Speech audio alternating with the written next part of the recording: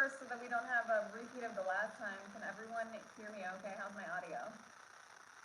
Let me know in the comments how we're looking here, or how we're sounding.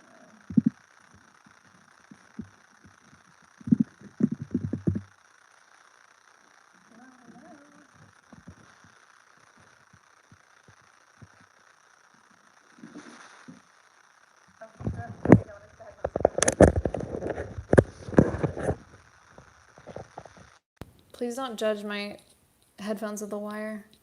I'm not cool enough to wear AirPods. Okay, how does that sound? Better? Okay, cool. Well, thanks everyone for coming on today. You know how this works, so we're gonna do a live question and answer, judged. Well, I know I judge myself, but they're easier to keep track of than AirPods. I had to dig in the bottom of my diaper bag to even find these, so that's how my life's going right now. Okay, so how this works is I'm gonna answer all your questions that you posted on Locals. So if you want to submit a question, go to lizwheelershow.com/locals. If you are a Locals VIP, you can submit a question at the link that says submit your questions. And I'll try to get to as many of them as possible. There's tons and tons today. But there's plenty of time to go submit one if you want. I'm gonna be refreshing the page constantly. And be creative, ask me anything that you want. Funny, insightful questions, bonus points if the question makes me laugh. So high bar there. I actually forget what question made me laugh the last time, but there was something super funny. I'm gonna give it just a minute. Hello, oh, hi from Oklahoma. Hey there, Miss the Midwest. Is this not live on Locals? It's live on YouTube. So we're streaming it live on YouTube. So if you're a Locals VIP, then you can submit a question, but anyone can hear the answers. Vertical video. Yeah, dude, what's wrong with that? Hello from Tucson. Hello, Tucson. Hello, Mike. I like everyone saying hi. Tell me where you're from. That's cool.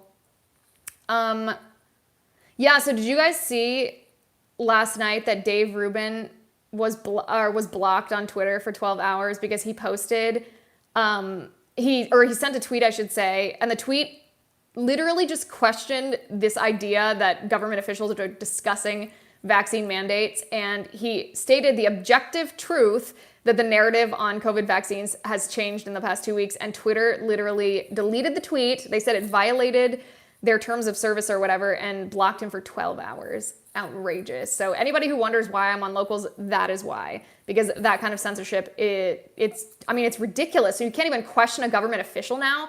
You can't be a dissenter. This is the idea. This is the basis of freedom of speech. Only authoritarian regimes do not allow dissent and questioning or criticism of government officials. So join us on the Liz Wheeler Show community on Locals, please, where it is censorship free and we do fun things like this. Okay, hi from Arizona. Hi from Philadelphia. All over the country. All over the country. Well, I guess on the West Coast it's kind of early. Well, 9 a.m. I guess that's not early. My baby woke up at 5 a.m. this morning, so that's how my day's going. Northern Indiana, Arkansas, North Carolina. Is anybody here from Ohio? Nashville, hey. Canada, hey. Riverside, California, North Dakota, Boston, Houston. Awesome, awesome. Pennsylvania, California. Oh, I miss California. Chicago, Southern LA, Michigan. Oh my gosh, this is so much fun. Okay, let's get to some questions. I think that we've given, yeah, that's enough time for people to log on. Okay, so these are great questions. Some great, some funny, hopefully. My baby was up at 6:30. I'm sorry, it's hard. That life is hard. I wore my sister's smartwatch overnight last night. I don't own one, but I wore it overnight just to see, because my baby's teething right now. And I was in bed for 8 hours, but my watch said that I was awakened 7 times, once an hour for the whole night. So that's how the poor little dear is with her teething right now. Okay, political questions. First question from Chaz1 Fresh. Will the left ever wake up and stop their radicals from ruining the country, or are they content to just be sheep that bad? Well, I don't know what you're talking about. I don't know if you're talking about the leaders of the radical left or the voters, the Democratic voters.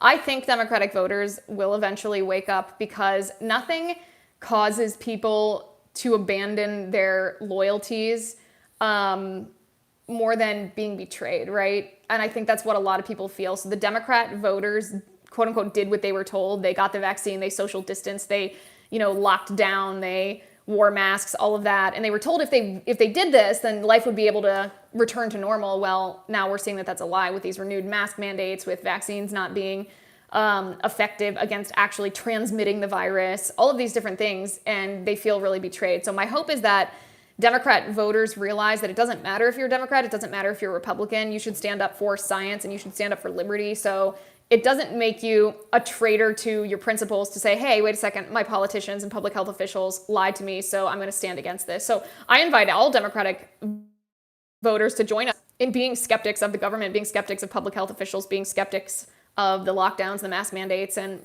vaccine mandates, and vaccine passports, and all of that. It shouldn't be a partisan thing. So my hope is that they will wake up. I don't think the radical leftist leadership will wake up. This is exactly what they want. They want to use something that they've created as an emergency, meaning people are still gripped with this fear of COVID-19. Now they're gripped with this fear of the Delta variant, and government officials, the leaders of the radical left, use that fear as a way to restrict our rights because they know people are so scared that they're willing to sacrifice their freedoms for the idea of security in exchange for that.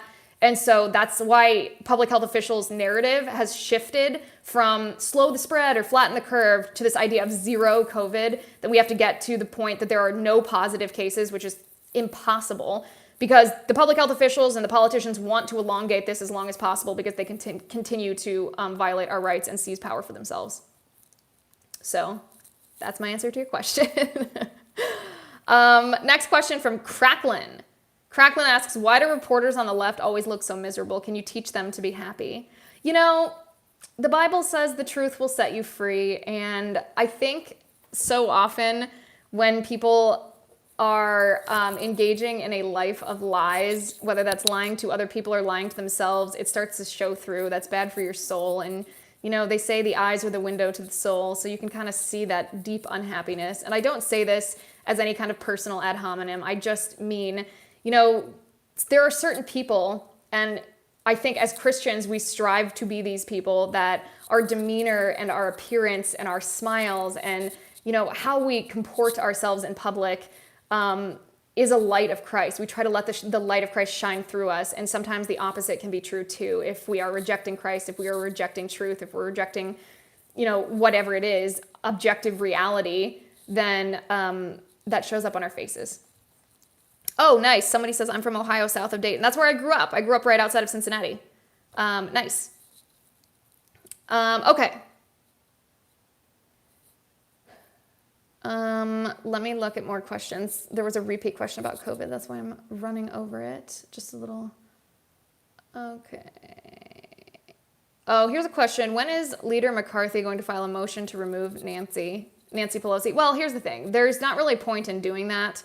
What I would like to see from Kevin McCarthy is I would like to see him challenge every single thing that the Democrats are doing, every single narrative coming from the left, and just make the left own it. This is something that the conservatives have not done well in the last like 10 or 15, 20 years. They haven't made Democrats own the radical positions of the left. They've tried to be bipartisan. They've tried to make deals. They've tried to be nice about it. They've tried to be politicians that everybody likes. Instead of saying, wait a second, we're conservative and we stand for X, Y, and Z values, conservative values. You're liberal and you're standing for these radical leftist values, so own it. Don't let them equivocate around these radical leftist policies with their rhetoric. Actually make them defend it. Because when radical leftists own their radical leftist policies, the American people don't really like them.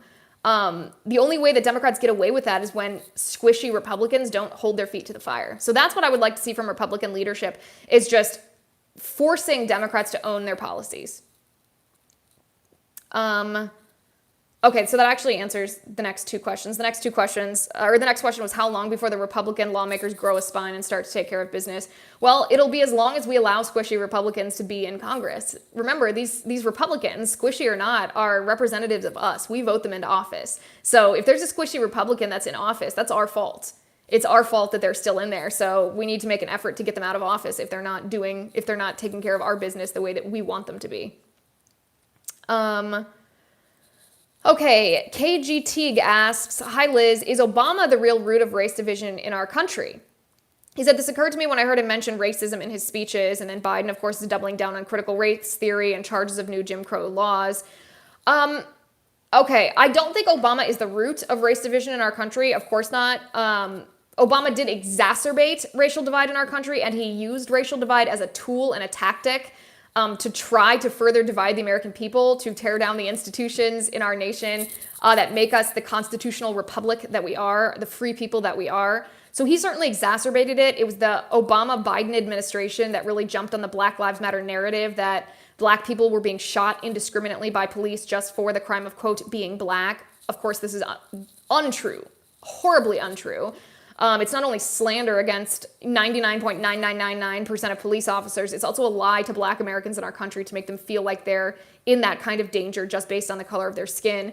And then Obama, did engage with, at the very least, he engaged with these ideas that we're now seeing pop up in elementary schools and high schools across our country, these ideas of critical race theory. I mean, Obama actually took a class in college and defended Derek Bell, a professor, a college professor at an Ivy League school who is, one of the scholars of critical race theory. So he certainly exacerbated the racial divide, but he's not the root cause of it. The root cause of it is sin, because men are fallen, meaning mankind is fallen and racism is a sin. So that in and of itself, one person can't create, but you can exacerbate it, and Obama did it, and now Biden is carrying that legacy forward.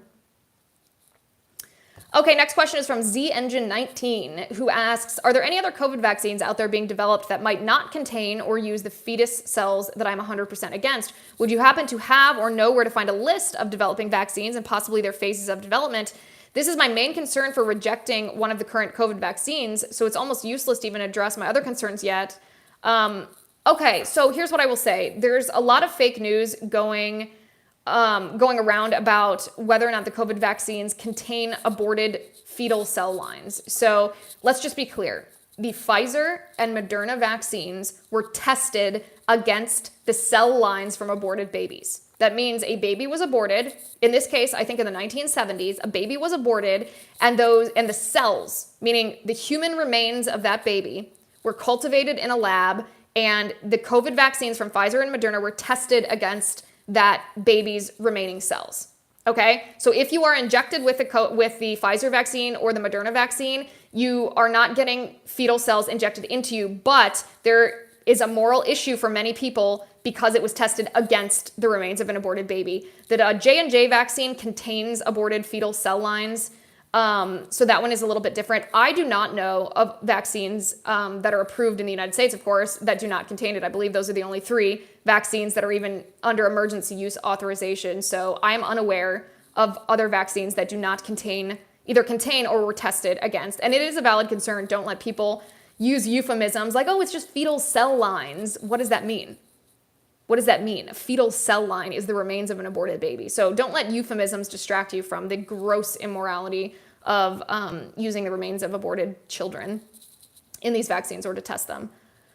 Okay, next question is from Indie Theocrat 4.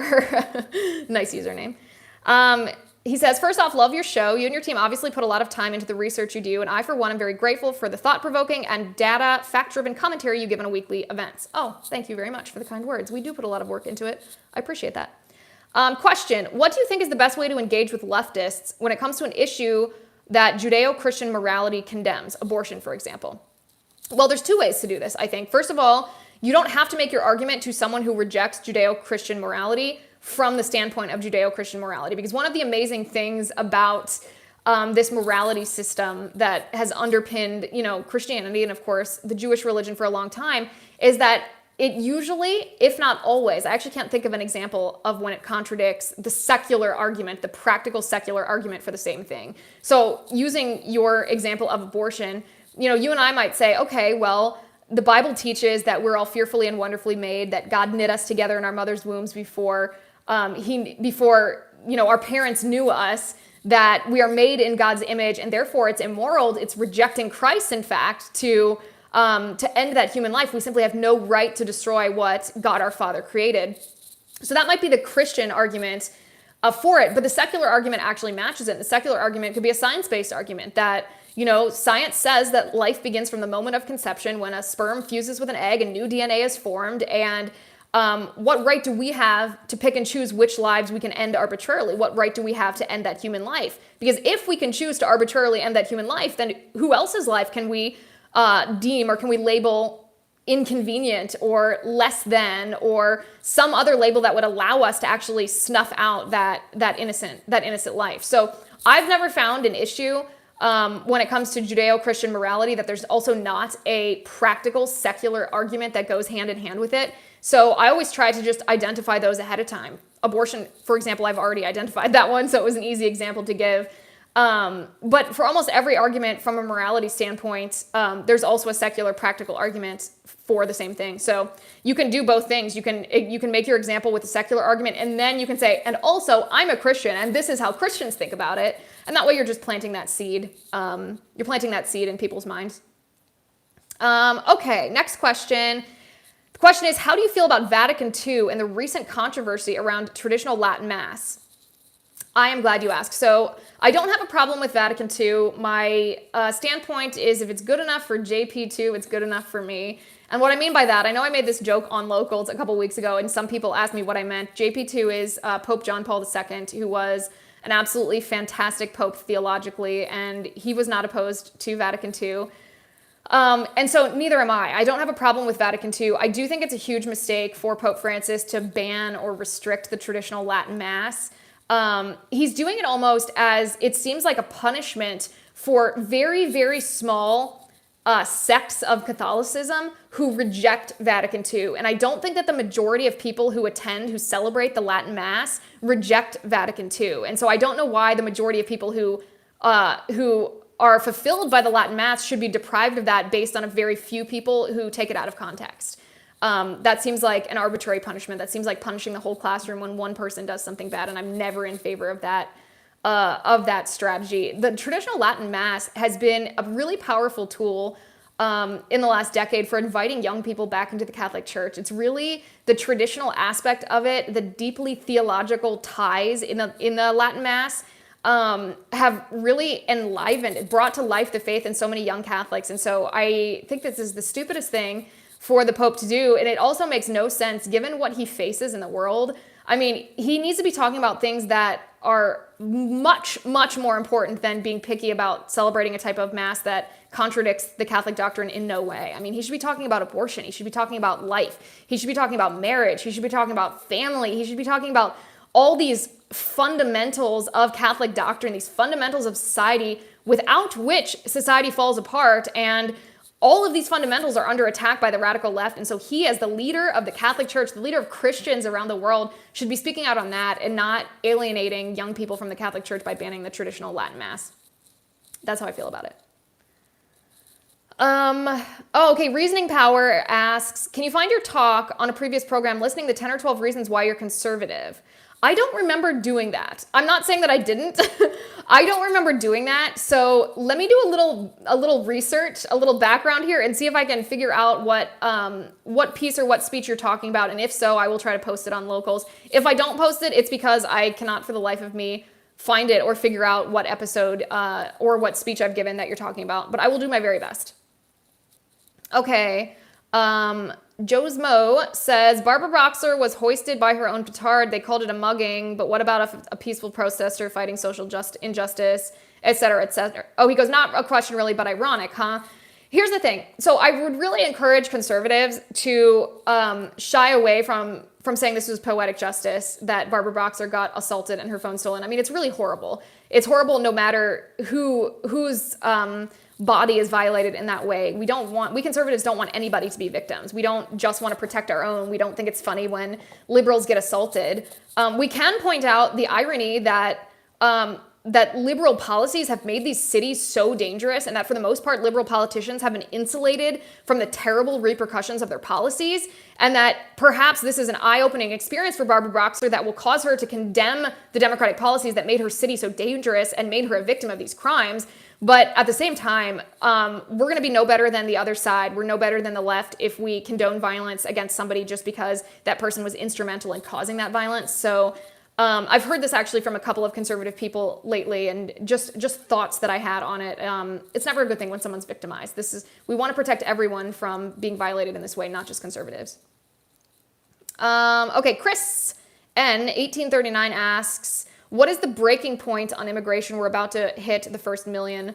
I assume you're talking about the first million people to cross our border since the Biden administration. But the breaking point on immigration, of course, is not really the breaking point on immigration. It's the breaking point of our country. So one of the, there's a philosophy, I believe it's called the Cloward-Piven philosophy.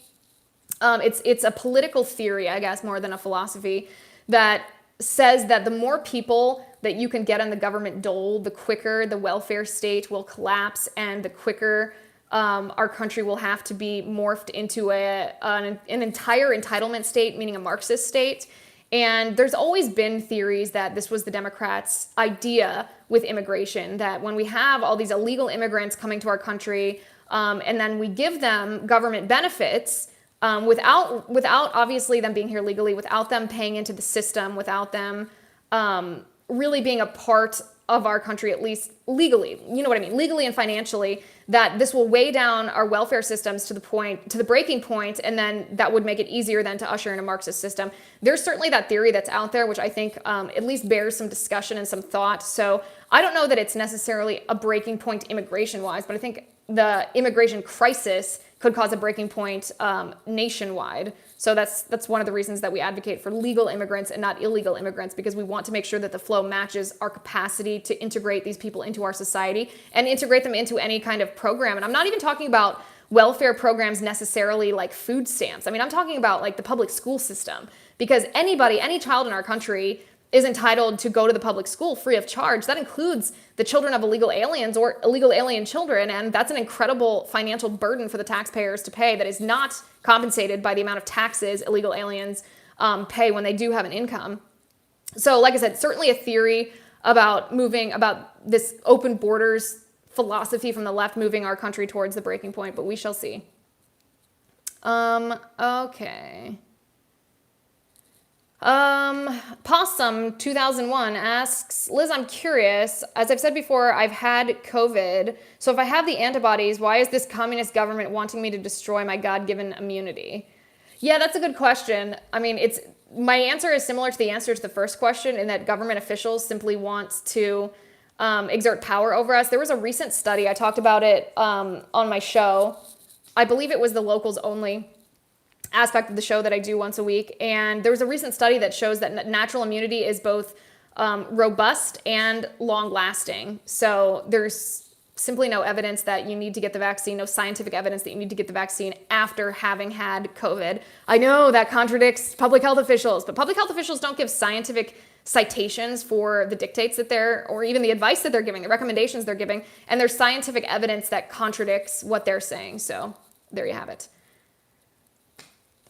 Okay, Tim Schubert wins the laughing question. This is actually a really funny question. Tim says, are you going to invest in any of Hunter Biden's artwork? I hear it could be a good investment and you might get to meet the big guy. Tim, funniest question, invest in any Hunter Biden artwork. Dear God, I'd rather have my baby use finger paints on the wall than buy Hunter Biden's artwork.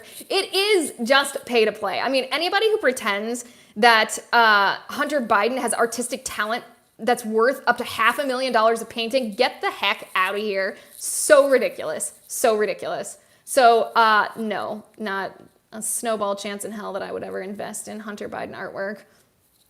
Okay, we have time for just one or two more questions.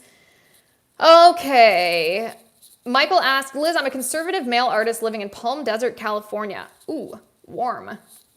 He says, as much as I love the weather in small town, I'm ready to leave California for like-minded conservatives and available single women. Okay. Any suggestions for places to live or strategies staying in California? Thanks. Okay, so a couple of things. First of all, I don't think that you have to leave California to find like-minded conservatives. You really just need to go to places or get involved in activities where like-minded people are going to be taking part. So what I mean by that is church. Go to church. Join I don't know how old you are, but join, a youth group if you're young. Join a singles group if you're single. Join a retired group if you're retired, of like-minded people. You can also do the same thing with conservative politics. Get involved with your local Republican Party. Volunteer at your local crisis pregnancy center. Get involved with activities where other people who believe the same things as you would also be taking part, and you'll find that community.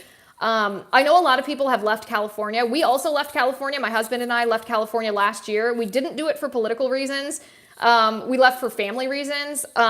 So I know it sounds strange for me to say this, but I'm more of the stay and fight type of personality. I'd rather not surrender California to the radical left. I'd rather fight for it because I believe the people of California have the appetite for conservative values and freedom. They aren't communist minded by nature. So I would suggest staying and fighting for it because it's worth fighting for. It's paradise. It's gorgeous. I love California and I hate what the radical left has done to it. And join activities where there are other people that think like you and you'll find those people. Okay, let's pick one last question. Oh, okay, this is from SPR Pilot. What can be done legally for people in prison with no trial date set yet? Not allowed to see a lawyer or have visitors, in solitary confinement 23 hours a day for walking into the Capitol building on January 6th.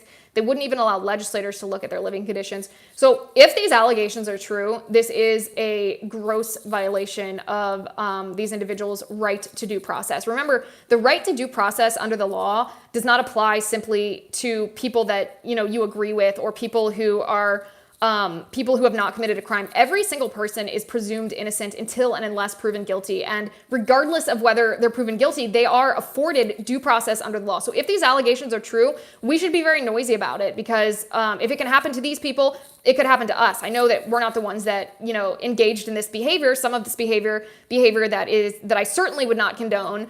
But if the government arbitrarily violates constitutional rights based on whether or not they like your behavior, then any person that disagrees politically with the administration in power could be subject to the same violation. So like I said, if these allegations are true, we should certainly find out about it by being noisy about it and asking your legislators or your legislators, meaning your members of Congress, to find out about this because this is not cool.